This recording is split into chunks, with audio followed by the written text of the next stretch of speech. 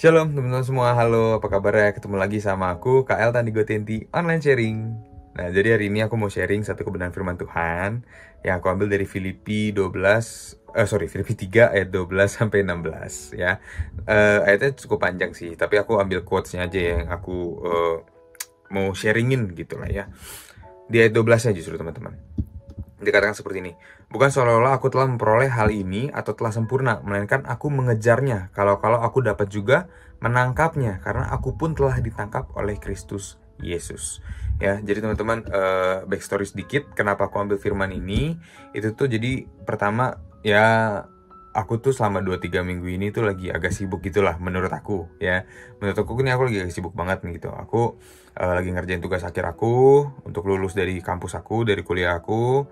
Terus kadang juga aku karena harus ngurus ini sampai kadang-kadang nginep di Jakarta gitu. Karena kebetulan aku juga nggak ngekos ya teman-teman, jadi aku pulang pergi sebenarnya. Tapi kadang aku sampai relain nginep di Jakarta, nginep di kosan teman atau mungkin di rumah temen gitu untuk nyelesain penelitian aku gitu loh.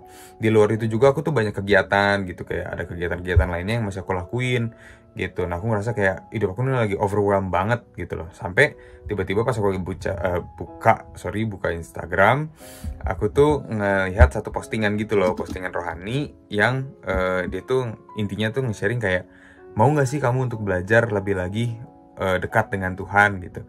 Kalau mau, mulai yuk baca Alkitab gitu. Nah, terus dia nunjukin gitu loh kayak, ini nih ada beberapa kitab yang kayaknya tuh relate banget deh sama anak muda zaman sekarang gitu. Dia sebut ada Amsal, ada Mazmur, ada Galatia, pokoknya banyak gitu. Tapi ada satu kitab tuh yang benar-benar kayak bikin aku tuh kepo gitu, kok ini kitab disebut gitu loh. Itu adalah kitab Filipi ya. Jadi aku ambil Filipi ini dasarnya itu dari situ sebenarnya, dari Instagram gitu ya. Nah, pas aku baca ini tuh aku nyadar gitu kayak ini tuh agak relate gitu sama apa yang gue alamin. Nah, jadi ceritanya tuh Filipi ini satu kitab full itu Filipi itu menceritakan tentang Paulus yang sedang dipenjara, teman-teman ya. Paulus tuh dipenjara, dia lagi ada di bawah tekanan, dia lagi ada di bawah siksaan gitu, lagi dalam penyiksaan dalam hidup dia di penjara, tapi dia tetap menuliskan kitab Filipi ini untuk menjadi berita sukacitanya dia, karena dia tahu di luar sana, di luar penjara, dia masih punya saudara-saudara seimannya yang masih hidup di dalam Tuhan gitu. Ya bayangin teman-teman, dia lagi kesusahan, dia lagi sengsara, tapi dia tetap nulis kitab, teman-teman. Dan kitabnya itu adalah ucapan syukur dan ucapan penguatan buat saudara-saudaranya yang lain. Dia bisa egois, teman-teman ya, dia bisa egois, tapi dia nggak mikirin dirinya sendiri. Dia tetap ingin hidup di dalam Tuhan ya. Itu juga negur aku tuh kayak, benar juga ya.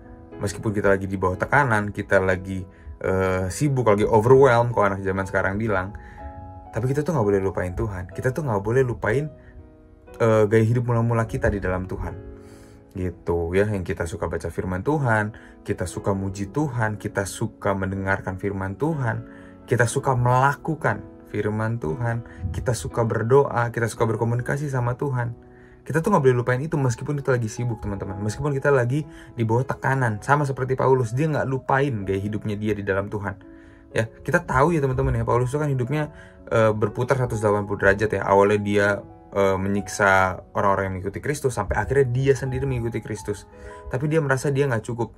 Dia merasa dia harus terus berlari. Dia merasa dia harus terus mengejar. Bahkan di Filipi yang pasal 3 ayat 12 sampai 16 itu dia mengatakan seperti ini. Aku melupakan apa yang telah di belakangku dan mengarahkan diri kepada apa yang di hadapanku, dan berlari-lari kepada tujuan untuk memperoleh hadiah, yaitu panggilan surgawi dari Allah dalam Kristus Yesus.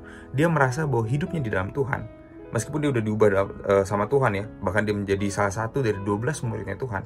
Meskipun dia udah sampai di titik itu, dia merasa bahwa hidupnya itu belum cukup. Dia harus terus mengejar, dia harus terus berlari ya, mengejar panggilan surgawi gitu loh teman-teman. Jangan pernah katakan cukup buat kita hidup di dalam Tuhan. Kita harus terus bakar roh kita supaya kita punya gaya hidup mula-mula, teman-teman, gaya hidup Kristus. Terus berapi-api, terus kepo sama kayak Paulus. Meskipun dia lagi di dalam penjara, dia lagi susah, dia lagi sengsara, dia tetap, teman-teman, mau hidup buat Tuhan. Oke, pertanyaan sekarang buat kita. Kita udah terima Tuhan, kita udah membuat hidup dalam Tuhan, Tuhan sudah hidup dalam setiap kita. Kita mau nggak untuk terus menghidupi gaya hidup itu? Atau jangan-jangan kita mau overwhelm, kita akhirnya tenggelam di dalam kesibukan duniawi. Oke teman-teman, yuk kita cross check diri kita masing-masing. Itu aja yang mau aku sharing sih untuk GoTwenty Online Sharing hari ini. Semoga lewat firman hari ini, lewat sharing hari ini, kita semua bisa lebih baik lagi di dalam Tuhan. Kita semua bisa hidup sesuai dengan gaya hidup Kristus. Oke, see you again. Bye-bye. God bless.